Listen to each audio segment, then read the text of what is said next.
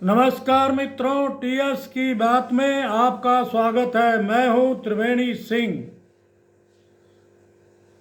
तमिलनाडु में लोकसभा की 39 सीटें हैं।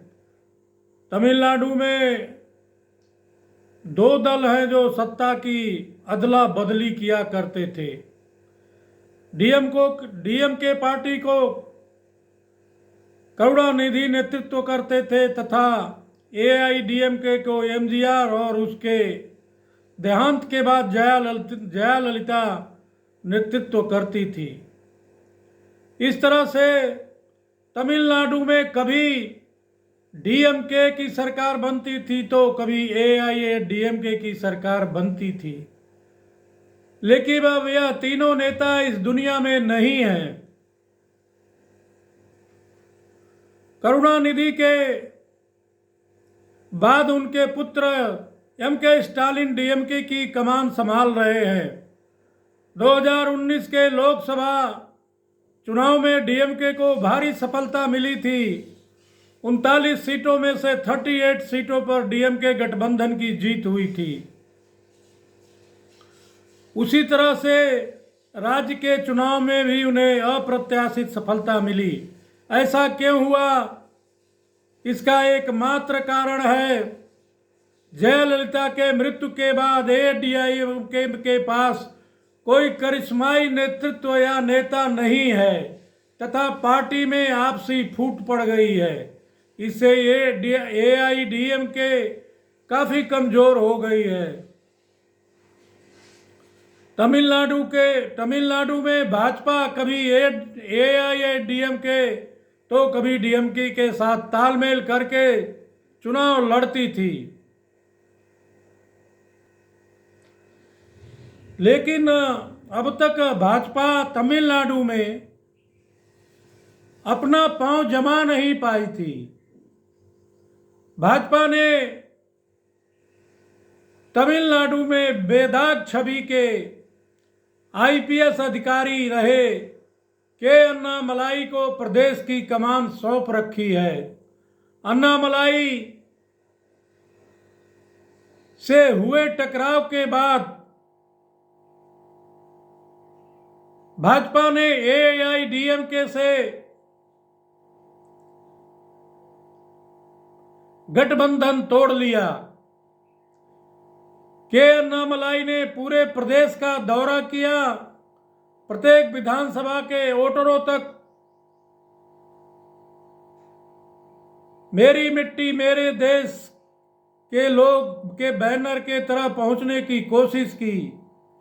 इससे के अन्नामलाई को जनता का आशीर्वाद एवं समर्थन मिला।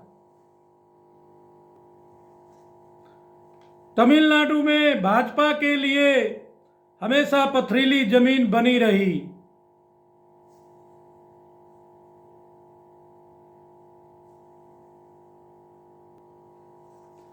भाजपा तमिलनाडु में छोटे छोटे दलों को मिलाकर एक गठबंधन बनाया है, जिसका तमिलनाडु में एक एक पॉकेट में प्रभाव है। पीएम मोदी की बार बार तमिलनाडु में दौरा करना, तमिलनाडु में तमिल संगम का आयोजन कराना, के अन्नामलाई के नेतृत्व में भाजपा ने पीएमके, टीएमसी, एएमएमके से समझौता करके तीसरी ताकत बनने के प्रयास में है। इस गठबंधन का प्रभाव तथा के अन्नामलाई का ईमानदार और जुझारू नेतृत्व तथा पीएम मोदी का प्रभाव देखते हुए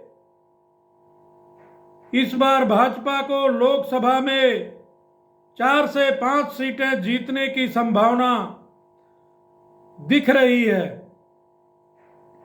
इस तरह से भाजपा ने छोटे छोटे दलों से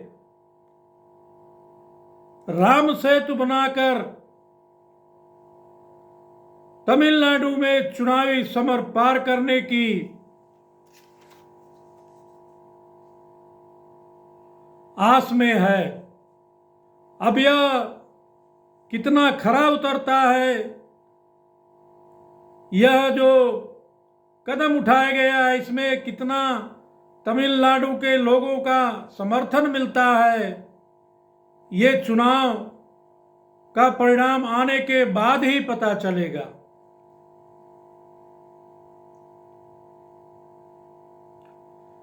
अगर इस गठबंधन को सफलता मिलती है तो यह गठबंधन तमिलनाडु में डीएमके का विकल्प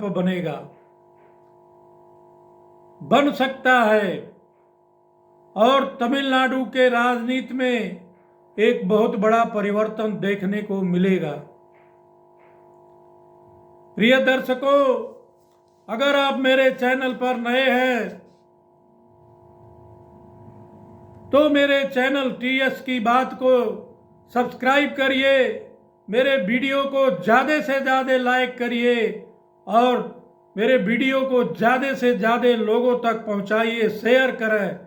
अगर आपका कोई कमेंट्स है तो हमारे साथ साझा करें एवं बेल आइकन की बटन दबाना न भूलें ताकि आगे आने वाले वीडियो का नोटिफिकेशन आप लोगों तक पहुंचता रहे। धन्यवाद।